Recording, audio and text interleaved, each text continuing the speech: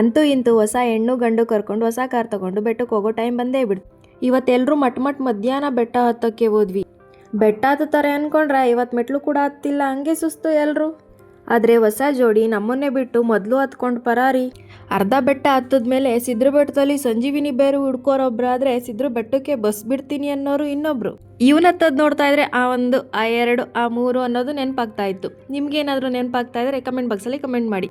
ನಮ್ಮನೆ ದೇವರು ಸಿದ್ರ ಬೆಟ್ಟು ಸಿದ್ದಪ್ಪ. ಆಗ ಮದುವೆ ಆದಮೇಲೆ ಹೊಸ ಜೋಡಿನ ಕರ್ಕೊಂಡು ಬಂದು ಇಲ್ಲಿ ಪೂಜೆ ಮಾಡಿಸೋದು ನಮ್ಮ ಸಂಪ್ರದಾಯ. ಅದಕ್ಕೋಸ್ಕರ ಬಂದಿದ್ವಿ. ಆಹಾ, ನೀರು ಮೈಮೇಲೆ ಬಿದ್ಮೇಲೆ ಮೈಕೈ ನೋವು ಸುಸ್ತು ಎಲ್ಲ ಮಾಯ. ದರ್ಶನ ಅಂತೂ ಸೂಪರಾಗಿ ಆಯಿತು. ಯಾವ ಬೆಟ್ಟದಲ್ಲಿ ಹನುಮಪ್ಪ ಇರೋದಿಲ್ಲ ಹೇಳಿ, ಎಲ್ಲೆಲ್ಲೋ ಹನುಮಪ್ಪ ಇದ್ದೇ ಇರ್ತಾನೆ ಬೆಟ್ಟಗಳು ಅಂತ ಅಂದಮೇಲೆ ನೀವು ಕೂಡ ಹನುಮಪ್ಪನ ಹತ್ರ ಹುಷಾರಾಗಿರಿ. ನಮ್ಮ ಚಿಗಪ್ಪಂಗಂತೂ ಖುಷಿನೋ ಖುಷಿ. ಇಳಿಬೇಕಾದ್ರೆ ಕೈಕಾಲು ವೈಬ್ರೇಷನ್ ಬರ್ತಾಯಿತೆ ಅಂದ್ಬಿಟ್ಟು ಯಾವ ರೀತಿ ಇಳಿತಾ ಇದ್ದಾರೆ ನೋಡ್ರಿ. ಅಂತೂ ಇಂತೂ ಕೆಳಗಡೆ ದೇವಸ್ಥಾನದಲ್ಲಿ ಕಾರಿನ ಪೂಜೆ ಕೂಡ ಮುಗೀತು. ಮತ್ತೆ ಸಿಗುವ ನೆಕ್ಸ್ಟ್ ವಿಡಿಯೋದಲ್ಲಿ. ಟಾಟಾ, ಬಾಯ್ ಬಾಯ್.